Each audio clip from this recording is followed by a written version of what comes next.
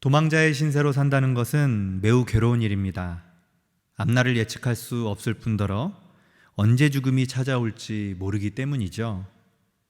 다윗이 이러한 삶을 살았습니다.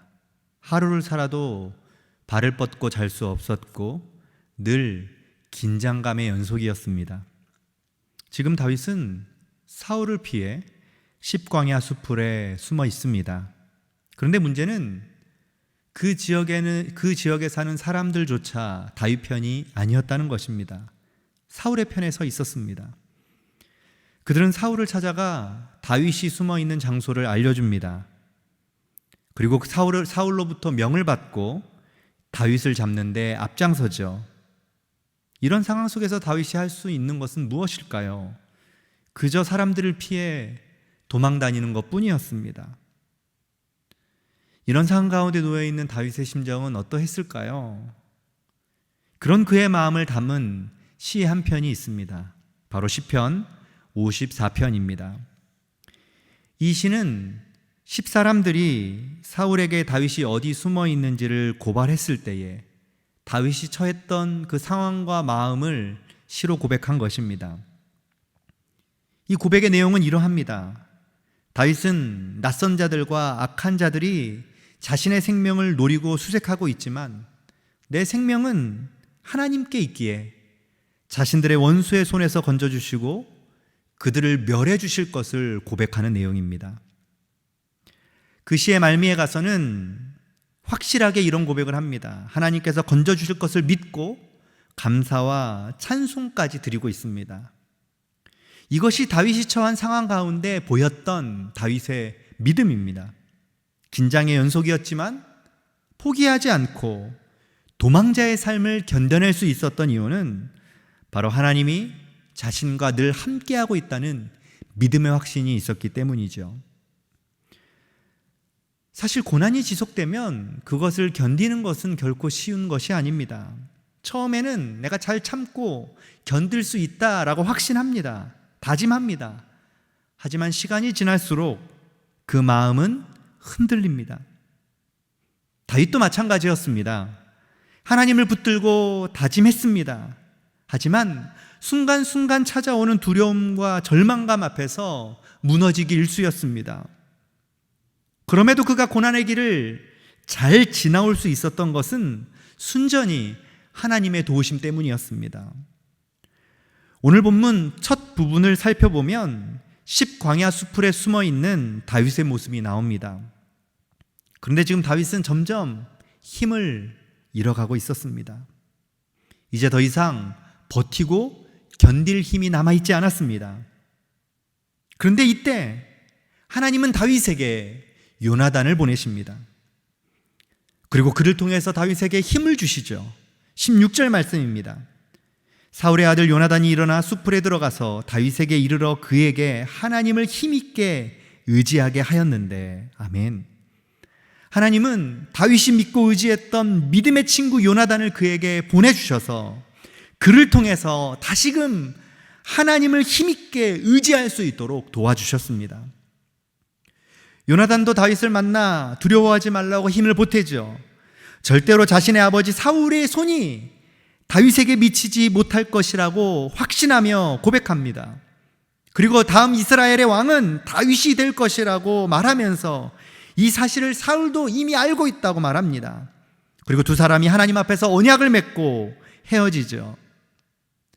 다윗의 입장에서 보면 요나단이 하는 말이 얼마나 큰 위로가 되었을까요? 다시금 하나님의 약속의 말씀을 붙들게 하는 계기가 되었던 것입니다. 힘을 잃고 모든 것을 포기하려는 그 순간에 하나님은 요나단을 통해 다윗의 사명을 더 선명하게 하셨고 하나님께서 이전에 하셨던 약속을 다시 굳게 믿고 새로운 힘을 얻어 나아가게 하셨던 것입니다. 우리의 힘은 내가 스스로 만들어내는 것이 아닙니다. 하나님을 통해서 얻는 것입니다. 믿음의 사람들을 통해서 힘을 얻기도 하고 말씀을 다시 붙들면서 일어설 수 있기도 하고 하나님은 그렇게 하나님의 자녀들에게 이 땅을 살아갈 힘과 능력을 부어주십니다. 그러기에 우리 또한 다윗처럼 인내하며 견뎌내야 하는 것입니다. 참고 견디다 보면 인내가 연단이 되고 연단이 소망이 되어 결국에는 승리하는 삶을 살도록 주님께서 인도해 주실 것입니다. 다윗은 하나님이 보내신 요나단을 통해 힘을 얻어 다시 도망할 수 있게 되었습니다. 하지만 이번에는 또 다른 문제에 직면하죠. 사방에서 우겨쌈을 당하는 어려움에 봉착합니다. 사울이 턱 밑까지 추격하죠. 이제는 정말 조금만 있으면 붙잡힐 상황 가운데 놓이게 되었습니다. 그런데 이때 하나님이 또 일하시죠. 이번에는 원수로 불렸던 블레셋을 통해 다윗을 건져내십니다. 갑자기 블레셋이 쳐들어왔고 그 소식이 사울에게 전해집니다. 아무리 다윗을 붙잡는데 혈안이 되어 있는 사울이라 할지라도 대적 블레셋의 침공을 보고 있을 수만은 없었습니다. 그래서 다윗을 쫓는 것을 멈추죠. 그리고 블레셋과 전쟁하러 다시 돌아갑니다. 다윗은 블레셋의 침공으로 인하여 겨우 사울을 피할 수 있게 되었습니다. 하나님의 도우심은요, 사람의 생각을 초월합니다. 대적 원수 블레셋을 통해서도 하나님의 뜻을 이루시죠. 다윗에게 블레셋은 하나님을 의지하게 만드는 대적이었습니다. 그러면서도 블레셋은 자신의 생명을 지키는 도피처이기도 했었습니다. 그리고 블레셋은 다윗의 생명을 건져내는 하나님의 도구로 사용되죠. 하나님의 방법은 사람이 생각하는 선과 악 구분 없이 이 세상의 모든 것을 통해서 일하십니다. 요셉의 고백처럼 악을 선으로 바꾸사 구원을 베푸시는 분이 우리가 믿는 하나님입니다. 다윗은 자신을 지키시고 붙드시는 하나님을 도망자로 살면서 매일같이 경험했습니다. 그리고 이것이 다윗이 앞으로의 인생을 살아가면서 평생 지워지지 않는 믿음의 유산이 되었던 것입니다. 하나님은 하나님의 자녀들에게 평생토록 지워지지 않는 믿음의 경험을 하게 하십니다. 하나님은 우리에게 결코 흔들리지 않는 믿음을 여러 가지 상황과 환경을 통해서 견고하게 해주십니다. 아무리 어려운 상황이어도 하나님 우리의 삶 가운데 일하셔서 이겨내도록 도우실 것입니다. 우리를 도우시고 붙드시는 하나님을 우리 모두가 경험하면 좋겠습니다.